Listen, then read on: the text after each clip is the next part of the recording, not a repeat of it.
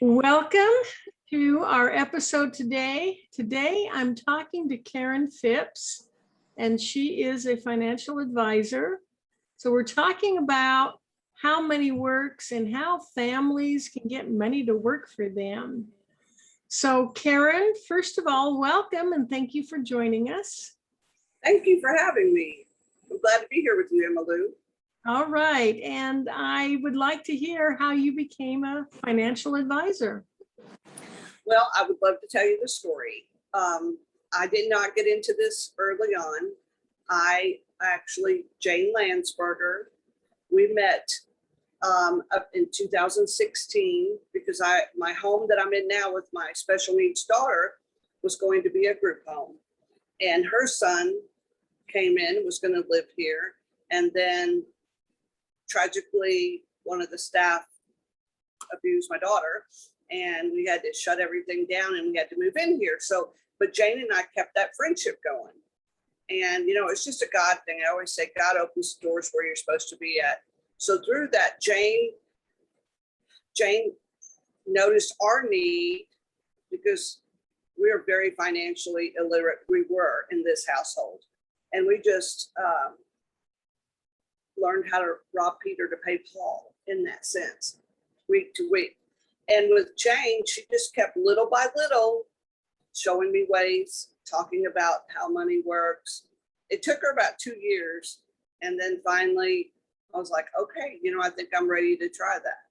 But it's something that I prayed over for a very long time because I like to think I'm listening to what God tells me to do, but it's kind of like today. Oh, yeah, okay. I like this. I'll do this today, Lord. Oh, no, let's try that tomorrow. So, he just really has to talk hard to me and say, listen. And so finally one day I said, you know what, Lord, I'm going to walk in this door. And if it's to be, then you're going to, let me know. If not, shut it down. And so it's just been an ongoing thing.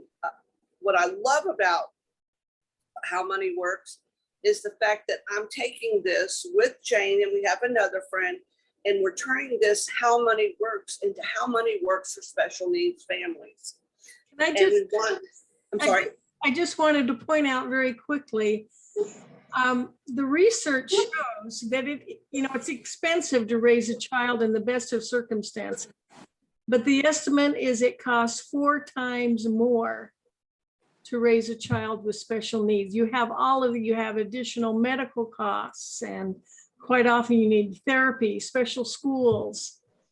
Yes. So let's establish that there is a special need for any family with a child with special needs.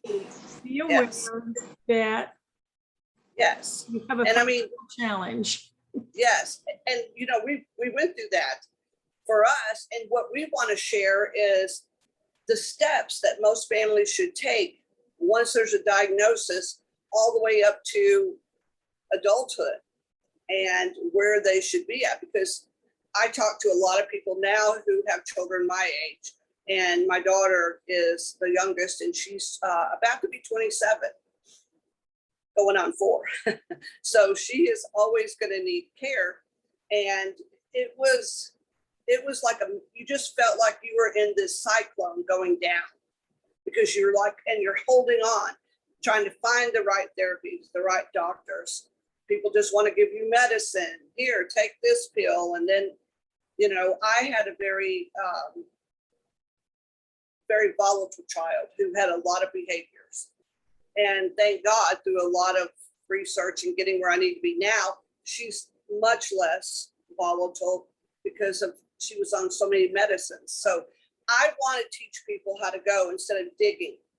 In Texas, where I'm at, there's a list with your county MHMR. I didn't know that. My daughter was on the list for 9.5 years. So we had 9.5 years of struggle finding doctors, the right therapies. Can we afford this? Can we afford that? I've lost cars in the past financially. So it's just now seeing where I am now and where I was it's almost like a miracle in a sense. And for me, I want to tell people I'm 61 now, and I got into this 2 years ago. So I'm so behind the game, where younger people, if they talk with an advisor, they can get everything established now. So when they're 61, they don't have the struggles or the fears of where we're going to be at. So very soon, I feel like this year, there'll be a program out on how money works for special needs families, along with brochures. So we're in the making of that, and I'm so ecstatic to share that with people. Yes, and you brought up a very valuable commodity, and that's time. Yes. You know, the advantage of starting to put money away in your 20s as opposed to waiting until your 60s. Yes, because we have that, I believe, just like me, the majority of people, they have that, I want it now. Yeah. Need that now. And I see that even with younger ones now, they want what their parents have, but they want it now. And their parents probably didn't have that when they were young, when the kids were young. So it's that mentality. The exciting thing is too, putting this beautiful book, which is the most simplest book, I'm going to put that there for you. It is the easiest read. I've been taking it around to my local schools, and they are ecstatic about it because we know they don't teach that in school. And so if a child, even 14 years of age, can read this and they start working on those finances, those children are going to be so well set for retirement that it's just going to be amazing. So, and I am so excited to be in this business. It's a business of love.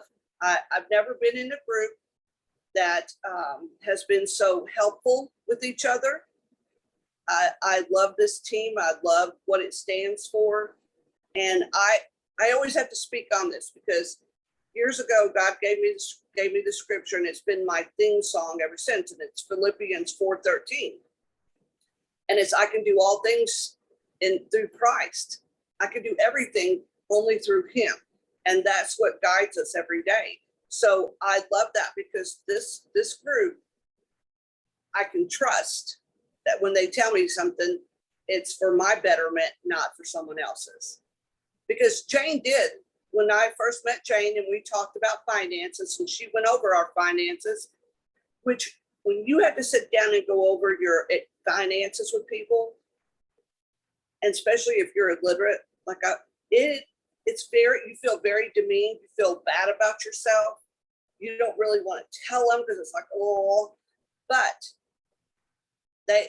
Jane sat with me. There was no judgment. My husband is a retired firefighter. And so she looked at his stuff, and I thought, it's always a good test. I'm like, yeah, we'll see if she wants to move it or what. No, she told me, leave it where it's at. It's best suited where it's at. I mean, that sold me right there. Because trust me, we've had people say, oh, well, let me take that, handle it for you and put it over here. And, we didn't, thank God. You knew she had your best interest at heart. Yes, it's a company of integrity and character. And that's what I'm about. I love that. You mentioned earlier that where you are now compared to where you were before. Can you explain sort of some of the specific advantages, how you have seen your life improve, your family finances improve since you've learned how many words? Yes, because you're aware.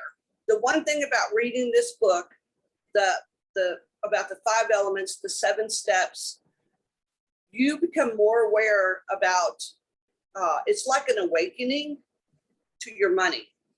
And it's like, oh, okay, now I understand what an emergency fund is. Now I understand what that savings, putting it here, or UIL or IUL, or, I mean, all of these annuities, it's like, oh, wow, okay. Because if you've never heard about that in your life, it's like a language you do not understand. So with the help of the book, with the help of an advisor, Jane, it really helped me to realize when I do get paid, what I take this money and how I allocate it for things. So is it in the right place? And it's really kind of helped me from being a shopaholic. You know, I mean, it really sets me realizing, is this worth it, or should I put it over here?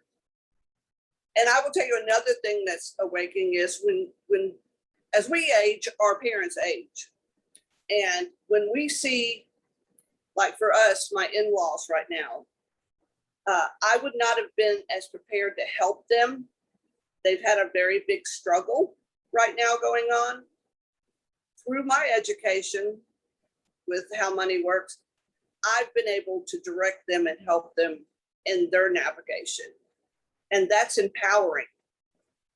Oh, yes, definitely. And, you know, money gives you options. You mentioned your daughter, you know, having to take her out of a school. You have options if you have funds allocated for her. Yes. care. And what peace of mind that brings to know that you are going to be able to meet her medical and educational needs. Well, here's one of the biggest fears for parents with special needs, not only just with typical kids, but when you have a special needs that needs your 24-hour care, you think about what's going to happen when I'm no longer here. Yeah. Who's going to care for them? Where would they be? And right now, I mean, as I try to research as much as I can, and around here, there's some great places that, you know, for people with disabilities to live. These places are not paid for by your government funds. It is a personal pay. So if someone like my daughter who's on Medicare, who has, you know, HCA program, which is a home and community-based program that helps pay for her care here. If these things don't follow them into some of these programs, I mean, they're really big. They're beautiful. They're awesome, but they're expensive. And so I know as of today, if the Lord took me home today, it'll probably cost my daughter being 27. And actually her health is good. It's just everything else. It will probably take about $1 million for her to live out her life right now. And so if I don't start working for that, her choices are going to be the state school. Yeah. And that is not pretty. So, and I would hate that life for her, because it's not a life they're going to teach her and work with her. It's going to be existing. And not to put the state schools down, I'm glad they're there for people. It's just not the fit that I want for my daughter. It's being able to have the choice. It's being Yes. able to choose. You know, some people live in a smaller home because that's what they chose. Right. But wouldn't it be nice to live in a larger home if that's what you wanted? Exactly. Exactly. You know, knowing how your money works is empowering, and it gives you a future, it gives you hope. You don't have that depression. I know, and I say that literally, because there were so many years I was so depressed. And our daughter is not our biological daughter. She actually came to live with us when she was 7 years old. And so there was a lot of depression in those years that we first got her. And it's kind of like, oh, I don't know what to do with her. Because, you know, I read up on autism and I thought, I got this. No, I did not have it. You can say someone has autism, but it's like saying somebody has freckles. Yeah. It's all different kinds of freckles. Oh, yeah. Yeah. Theory and practice, the difference between theory and practice. And you're right. If you know one person with autism, you know one person with the. Yes. It's so individual. It's so individual. Yes. And then trying to work our life out for hers and how we do this. And I mean, she was born in my heart the first day I laid eyes on her. So, you know, she is mine, and it was a struggle. And I know there's parents out there who are going, I don't know if I can do this again. I don't know if I can do it another day. I've been there. It's like eating an elephant. Can you eat an elephant? Yes, but only one bite at a time. So for me in some of the early years, it was 1 hour at a time. Some was 1 minute at a time. And then as I did a lot of prayer. I will tell you, God really, every time I cried out, he provided something, either a door open for something or whatever. And so and having a great husband too. For most people, when they have a child born into their family with the special needs, there's a high percentage of divorce. Very high. Oh, very high, very high. And Yes. you mentioned something a while ago that is vital. It's stressful enough caring for a child with special needs. It's much more emotionally taxing. So if you can take out the financial piece, if you can take out the financial stress, Mhm. it really makes a difference. It does. It does. For my husband and I, we're one of the odd couples because it brought us closer together. My husband and I had been married for 10 years. I mean, not 10 years, 7 years. And we both had children from another marriage, and we did not know how to work together as a team.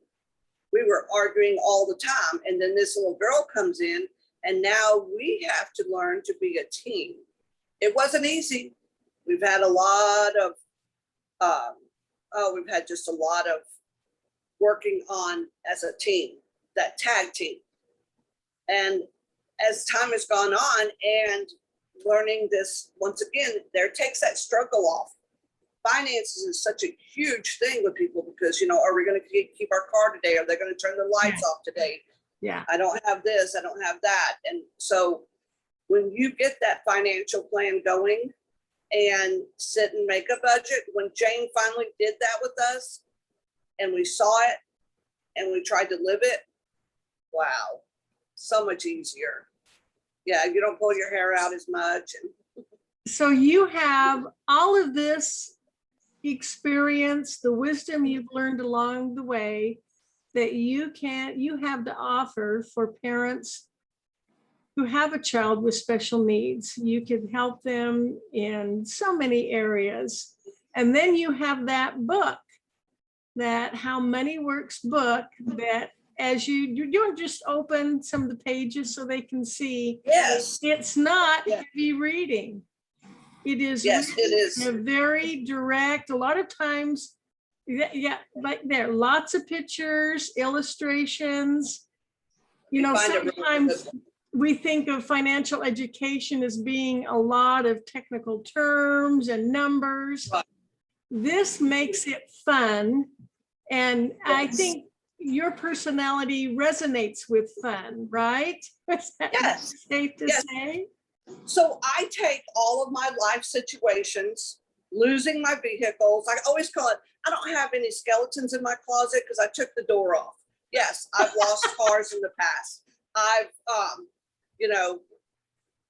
had to leave a house because I couldn't pay the rent any longer.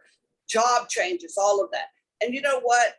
I own it because it's made me who I am today. I've learned the struggle, and now I've learned how to get over the struggle.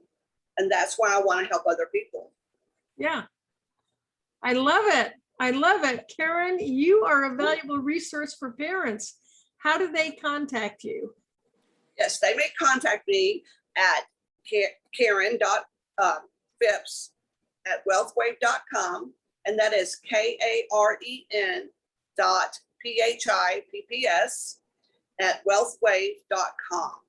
Or if they want to look up the company and see where I'm at, they can look up WealthWave at wealthwave.com/Karen Phipps.